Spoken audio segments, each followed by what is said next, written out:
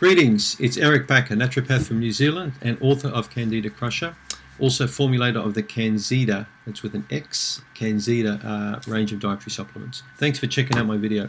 Let's look at some dietary recommendations for dysbiosis, what you can do to help your gut restore function.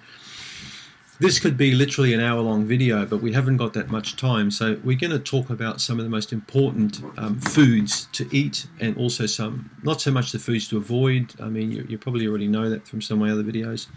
So there's a lot of work being really completed the last several years and researched on the right kind of foods that you should really eat when it comes to improving your gut.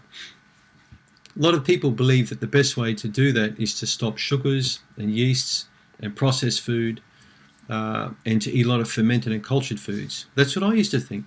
But in fact, it's a load of crap, because research I've done recently, last few months, has shown that people who eat lots of kefir and yogurt and hummus and kimchi and kombucha and all that sort of stuff, it's only very temporary colonization of the gut.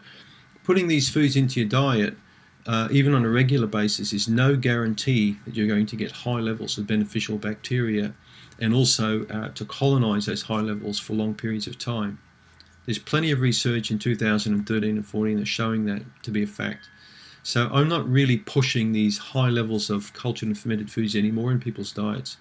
I'm much more interested in how you consume these foods, how you chew them, how you eat them.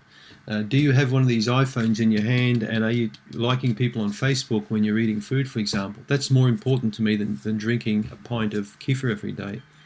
Are you sitting there in bed with your iPad watching stupid home videos or something at 10 o'clock at night, you know, when you should be resting?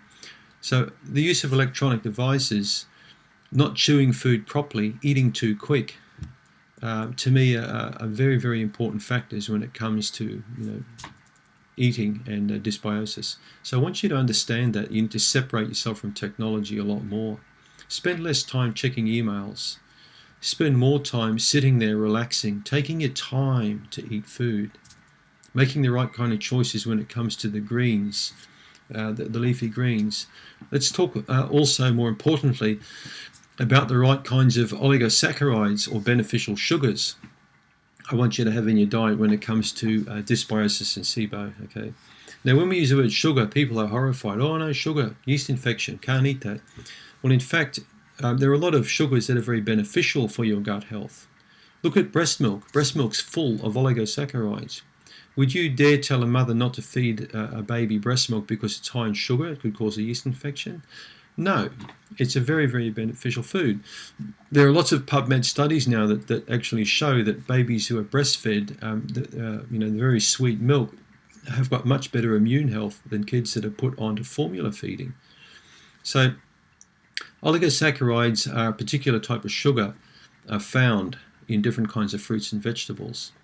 If we look at the FOS foods and GOS foods, they're made up of oligosaccharides. So fructooligosaccharides, galacto-oligosaccharides, and inulin.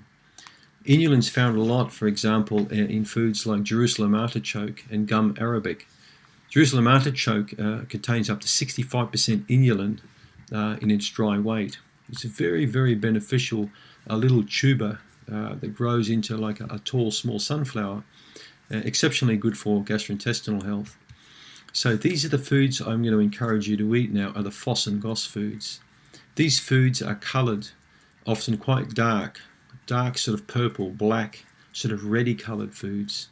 If we look at things like red onions, red cabbage, dark grapes, like the black grapes, dark red, the blood red plums, for example. These are quite high in these kind of fibres.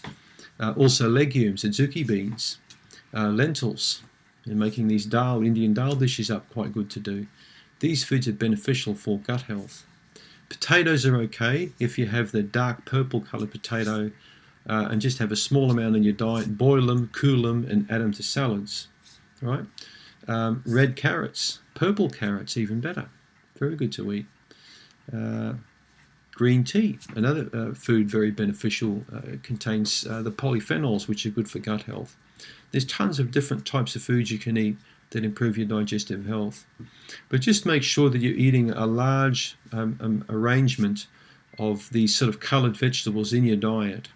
and incorporate them slowly into diet. Don't put large amounts in at once, because that's going to upset you again, and it could potentially cause a lot of gas and pain. So go slow to start with. Sprouted grains, very good addition to your diet. I like eating lots of leafy greens in spring, in particular, when I'm coming out of winter. So in New Zealand here, we're now August, September, we're coming into springtime, which will probably fall for you guys in the States. That's when I start eating larger amounts of rocket, mizuna, beetroot leaves, spinach, broccoli greens. All those things really go into a big salad. I put large amounts of lemon juice and olive oil on that, some black olives, and I usually have a big salad like that every day. And it's a great way also to cleanse the gut, from the kind of heavy casserole foods that we've eaten over the winter time. So look at the different foods that are growing in your region at that time of the year. Like, it's crazy here in New Zealand, people are going to eat mangoes in the middle of winter time, or pineapples bought in Ecuador, right when it's freezing cold. It doesn't make sense to do that. I prefer to eat the kind of foods grown in our region at that particular time of year. They're going to be much higher in vitamins and minerals and minimally processed, and they haven't been stored or ripened with gases or things like that. So I've got no problem with you eating cultured or fermented foods, but just don't think that they're the be-all, end-all, all right? Because I've had too many patients on Kefir for years with minimal outcomes. But when I started moving patients into the FOS and GOS foods, I was noticing big changes in people. And that was also the time I started encouraging people to eat sourdough bread, all right? I've copped a lot of flack for that on the internet, that I should be going 100% gluten-free, but I've never believed that going 100% gluten-free for everyone is going to save the world. I would rather people go alcohol-free than gluten-free, but most people aren't prepared to do that. Sourdough rye bread is a very beneficial food for the gut. Contains these particular sugars that feed the gut up. So again, and another food you might like to try is dark cacao, or the raw cacao powder is a good food as well. Green plantain bananas, excellent for the gut. Yellow bananas are too high in sugar, cause bloating and gas, especially bad for SIBO and dysbiosis. But green bananas, especially the plantain ones that the people in the islands eat, cook them in coconut milk, very beneficial for the gut health. So you're getting the picture now on the right kind of foods to eat? Grapes, no problem, but you only have a small amount, and you have the dark purple grapes. Very good to eat. So I hope that gives you some insight. Send me some feedback on YouTube if you want, and watch my other videos. There are plenty of videos for you to watch on the Candida Crusher channel. Thanks for tuning in.